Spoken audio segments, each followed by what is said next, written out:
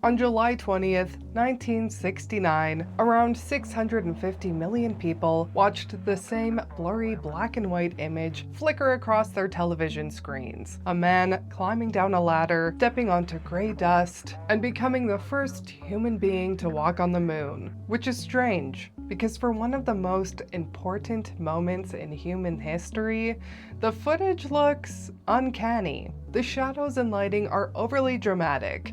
The sky is completely black. The astronauts bounce around like they're in the world's most expensive school play. And if you already had even a tiny amount of distrust in the government, the whole thing almost looked too cinematic to be real. But that's what makes the moon landing conspiracy so interesting.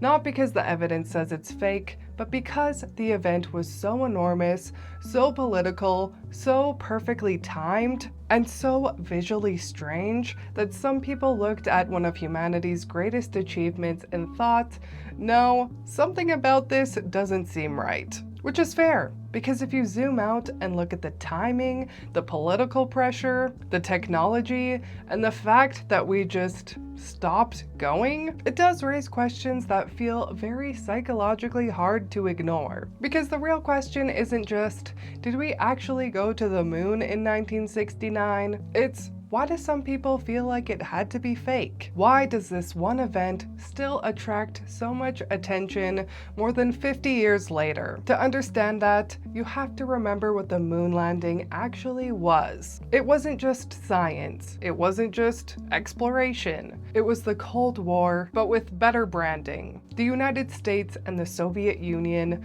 were locked in the space race. And space wasn't just about space. It was about power, technology, military strength, ideology. It was one country trying to prove that its system could literally reach higher than the other one. So when President John F. Kennedy announced in 1961 that America would land a man on the moon and bring him back safely to Earth before the decade was over, that wasn't just a scientific goal. It was a national deadline, spoken out loud in front of the entire world, which was very bold, but America had made the promise and now it had to deliver. And this is the first reason why people think the moon landing was fake. The timing was almost too perfect. America needed a symbolic victory. The Soviet Union had already launched Sputnik, the first artificial satellite, and sent Yuri Gagarin, the first human, into space. The United States was behind, embarrassed, and eager to catch up. So when Apollo 11 landed on the moon in 1969, it didn't just look like a scientific breakthrough. It looked like the exact political win America desperately needed. And that doesn't make it fake, but it does explain why people get suspicious. Because when a government has a huge incentive to achieve something, it makes people wonder what would happen if they couldn't. What if the mission failed? What if the technology wasn't ready? What if the country needed the win so badly that staging it was better than admitting defeat? And that's where conspiracy thinking usually begins. Conspiracies typically stem around the question, who benefits? And in the case of the moon landing, the United States benefited enormously. It won the space race in the public imagination. It showed the world it had the technology, the power, the organization, the money, and the courage to do something that sounded almost mythological. The second reason people think the moon landing was fake is the technology. When you hear that in 1969 they had the technology to go to the moon, it sounds absurd. This was a time when computers were physically massive, phones were attached to walls, color TV was relatively new, and yet, somehow, we're supposed to believe they flew to the moon, landed, walked around, left, and came home safely? It does sound impossible. Today, we have smartphones in our pockets, astronomically more powerful than the computers used during Apollo. And yet, going back to the moon even today still seems incredibly hard. So it's not surprising that people ask, how did we do this in 1969 with technology that now looks ancient? But this is where reality gets more complicated. Apollo technology was primitive compared to modern consumer tech, but it was not casual technology. It was specialized, heavily engineered, tested obsessively, and it was backed by an enormous national budget and hundreds of thousands of people working across NASA. Your phone is designed to do so many things. Apollo systems were designed for one specific purpose: get there, survive, and come back. But even with that explanation, there is something eerie about it. The more you think about what Apollo accomplished with minimal technology, the less normal it feels. It doesn't become less impressive, it becomes suspiciously impressive. Another reason people think the moon landing was fake is the footage itself.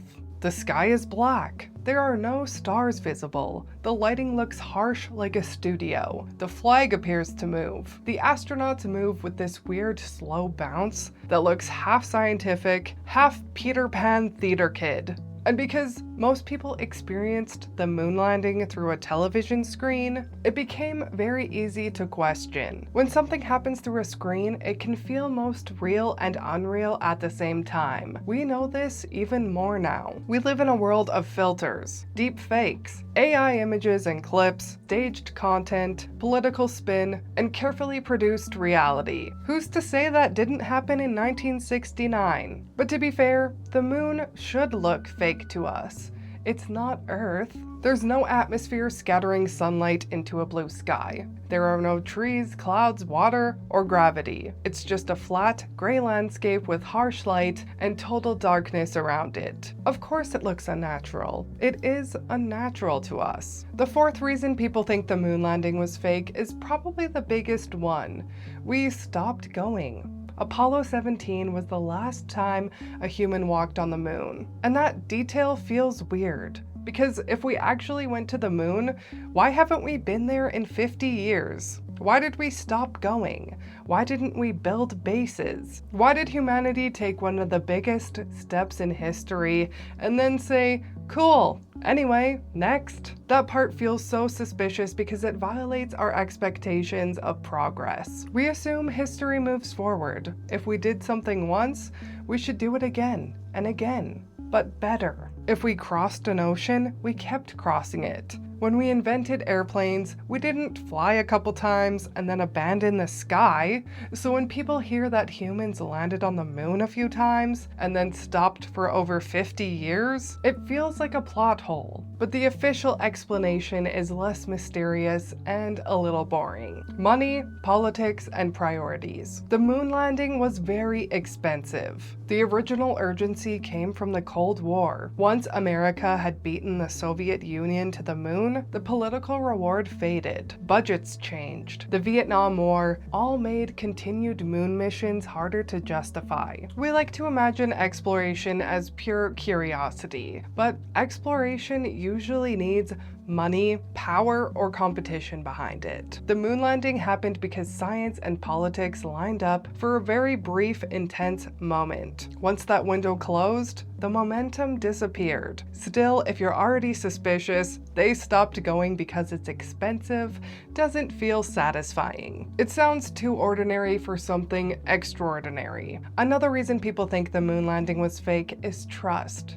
Or more accurately, the collapse of it. The moon landing happened during a time of growing mistrust in American institutions. The Vietnam War was on television. Political leaders had been assassinated. Protests were spreading. People were already learning that official stories could be incomplete, manipulated, or false. So when the government said, "Trust us, we went to the moon," most people did. But some people heard something different. They heard, "Trust the same institutions that have already shown you they can hide things." And that is the psychological root of a lot of conspiracy thinking. It does not always begin with the event itself. It begins with damaged trust. Our brains are built to recognize patterns, detect motives, and protect us from deception. And the moon landing creates that perfect scene. It has everything: Cold War pressure, government secrecy, strange footage, primitive technology, a massive national motive. and a sudden end to the missions. As a story, it works almost too well. But reality has its own weight. The Apollo missions left behind hardware on the moon. They brought back lunar samples studied by scientists around the world. The missions were tracked by multiple stations. Thousands of people worked on the program. And Apollo 11 was not even the only mission. Humans landed on the moon multiple times after that. But here's the thing. Acknowledging that doesn't mean the suspicion disappears. People are valid for doubting it, because governments have lied before. And even today, the government has shown to be untrustworthy. Liked what Weird Brain just learned? Hit subscribe. If not, that's okay. I'm sure Stanley Kubrick is waiting for our apology in the fake moon basement anyway.